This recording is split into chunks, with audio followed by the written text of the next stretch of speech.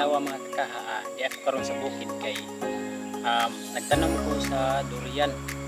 Atong durian ako nga gipalit sa merkado ba niya ang liso akong ipaturok. So gibutang nako siya sa base, dito na ko siya tanom yung liso antod may inani na siya katak mga kakaha antod karon. So karon mga kakaha i-transfer na nako diri sa bukid kay para makapatuyang siya padako mga kakaha. Taas na siya ba niya makabunga na po siya mga kakaha mo ning ako na siyang i-transfer dito sa bukid kaya may nang puho na atay makuha kung kaluyan sa Ginoo kung mabuhi mo gani makapamunga. So ako kayo nga achievement sa akong kinabuhi mga kakaha nga nakatanong ko durian diri sa among lugar kay sa among good sitio mga kakaha mura papadyo ko nakita niya na ay durian diri sa among lugar ba.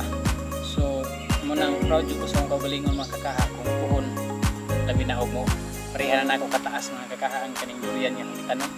So dako gid na yung akong project achievement sa akong kinabuhi.